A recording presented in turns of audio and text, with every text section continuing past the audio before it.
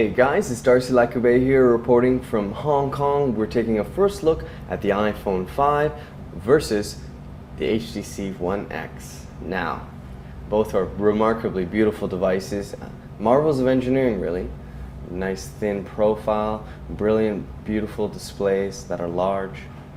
Obviously, they are competitors. Now, the HTC One X did come out a little bit earlier than the S3, and the timing was a little poor on HTC's part. It really is a beautiful device, and it features a remarkable display.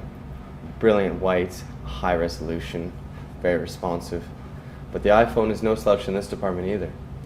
It has its own beautiful display as well. Now, obviously, we are looking at a substantially larger footprint with the HTC One X, just to give you an idea. It has a larger width and is slightly thinner as well. Slightly taller as well. Now, bringing it into specs and whatnot, with the HTC One X, in terms of its physical dimensions, we are looking at a 5.29 inches in overall height with a 2.75 inch width.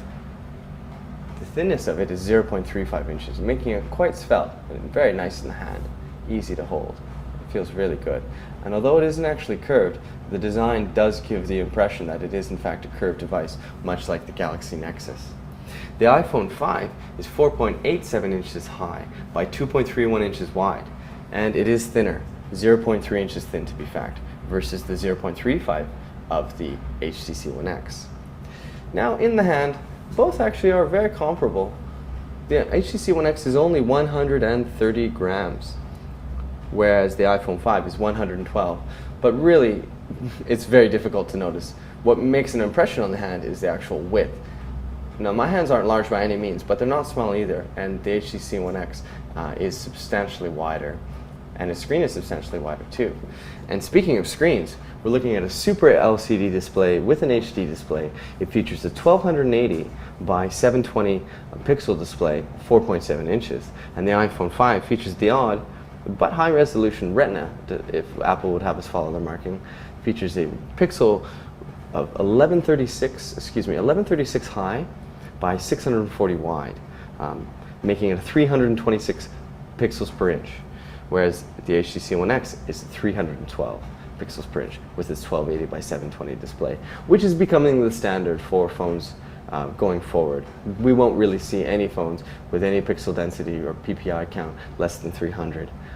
It almost looks like a painting, actually, the HTC One X. And the iPhone 5 is remarkably beautiful with this brilliant IPS TFT LCD display. Of course, there are other differences as well, which we'll talk about, like battery. The camera itself is quite similar, and others. But getting into memory, the HTC One X is one of the few devices, due to its polycarbonate unibody, that does feature no expandable memory. Now, you can get it in a 32 gigabyte flavor, which is enough for most people, making it satisfying. And with cloud and Dropbox and other such services, getting mobile content on the move isn't going to be a problem, so long as there aren't any bandwidth limitations in place. The iPhone 5 features 16, 32, and 64 gigabyte iterations, and like the HTC One X, has no expandable memory whatsoever. In terms of batteries, they're also comparable as well, in that they aren't removable. Now, of course, the HTC One X features a larger battery, which is necessary due to its large display. We're looking at 1,800 milliamp hours for the HTC One X, and as I said, it is not removable. For the iPhone 5, it is only 1,400 milliamp. Now, in terms of talk time, we have 8 hours of talk time with the iPhone 5, and we have up to 11 hours of talk time with the HTC One X. Of course, these are always manufacturer suggested, so there are obviously going to be differences in terms of your network or how you use the device, and that's just for talk time. Now, bringing it back to the internals of the device, they're very different. This features Apple's own designed Apple A6 processor with design references borrowed from ARM, which of course is powering hundreds and hundreds of millions, if not billions, of mobile devices today. Of course, Intel is going to try and change that, but that's the topic for another time. Now, this features the Tegra 3 SoC. Now, it is clocked at a very high clock speed, but it does feature a different architecture. So though it is a quad core, it is still only going to be actually probably about 10% slower in terms of benchmarks And benchmarks really have very little to do with real-world application. But just to give you guys an idea, I've loaded up a bookmark of Android Authority here. I'm just going to open. Obviously, you see both open quickly. Just going to type in Android here on both. Okay. All right, and let's push it at the same time. Now, it should be known that I've cleared the cache on both to give this a real, fair world example demonstration for you guys. So let's just click it and see what loads first. Here we go. All right, HTC is off to a good start. Okay. Now, it looks like, okay, the iPhone 5 did finish slightly before. And it should be known, though, and we're still working on the HTC One X, that the iPhone 5 doesn't have flash support. Now, we are running flash here, obviously. A little bit of lag. Flash is extremely demanding, and in fact, as we know, Adobe has suspended support for Apple on mobile devices, and we are going to be moving towards an HTML5 standard. Now let's just see the rotation. Okay, so now Apple has developed a great reputation for having extremely responsive devices, and the iPhone 5 really is no exception. Extremely fluid. So pinch to zoom is just, I mean, it looks like it's even faster than Jelly Bean. Potentially 90 or 120 frames a second, and its next generation LCD display really renders images and text remarkably well. Now, Dolphin, of course, if we want to give a truer test, we probably should give Chrome, but it is nice actually to have Flash. It is still not been replaced by any existing technology online, and you will still find it on the majority of sites. But, you know, that's not to say the HTC One X is a slouch. It still renders content very, very quickly and is very beautiful. It's just because there is no flash, and because Apple controls the browsing experience essentially on iOS, they are able to optimize it. In addition, the processor on this features specs that best the world's best-selling Android device, of course the Galaxy S3 now, but only by about 5 to 10%. Either way, both are beautiful and both are fast. Let's bring it back to the home. Now, of course, these are competitors. Now, this is an Android-based device, and it's running Android Ice Cream Sandwich at 4.04 iteration with Sense 4.0 overlay. Now, Jelly Bean, which is the next generation of Android, is promised for HTC's devices. We haven't been given a release date yet, but it should be coming soon. Now, the iPhone 5 features iOS 6, which a lot of people love, and also a lot of people hate. The mapping solution that's contained within, sadly, has earned itself a lot of bad press, and for good reason. It's just nowhere near as good as what Google has offering, and it's just nowhere near as good. It's just simple as that. You can talk to anyone that's used it so far, whereas obviously Google Maps is substantially better. Either way, that's a small part, but an important part of what makes these devices different. Now, bringing it back to other things, on the front, we have a 1.3 megapixel camera for the HTC One X, and the iPhone 5 has a 1.2 megapixel camera, making them very, very comparable. Other than that, we have a micro USB plug-in, on the HTC One X, so that you can add your own movies and music without the need for any third-party software suite. Sadly, with the iPhone, everything has to go through iTunes. Now, you could jailbreak this device and you could make it your own, but a lot of people are scared to do that. What else? So, we have an SLCD2 display on the HTC One X. It is really one of the best displays on the market, and a lot of people really, really love it. When the HTC One X came out, all the device reviewers on all the prominent tech sites were saying that it arguably was one of the best displays they'd ever laid witness to. Now, this does feature a higher PPI count, but it is negligible. You really have to look at it with a magnifying glass to really spot the difference. So, let's see a camera test to see how quickly both can take pictures. I've used both, and both are remarkably fast. Let's just try and take a picture of the S3 here. Get them both in the hand. Let them focus. Which one focuses first? Okay. It appears as though the iPhone is struggling with a close-up. There we are. Okay, and let's just take pictures. 1, 2, 3. Okay.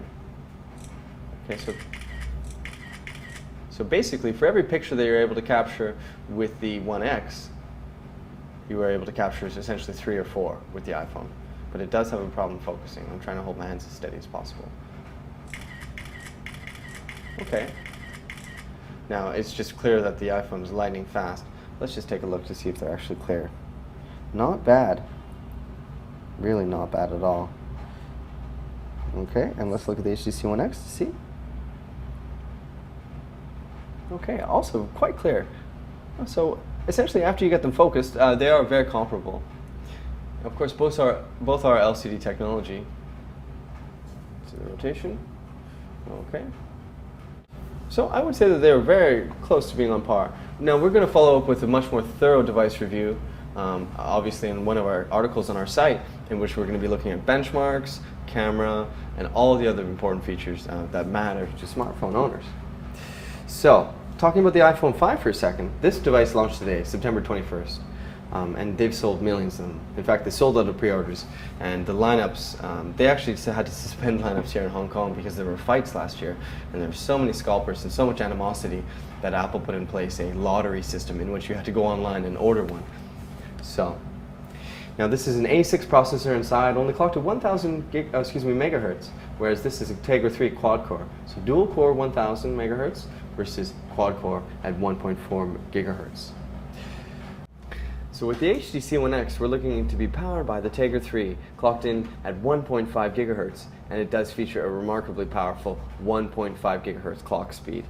Now, NVIDIA has vast experience with gaming, so Tegra is gaming.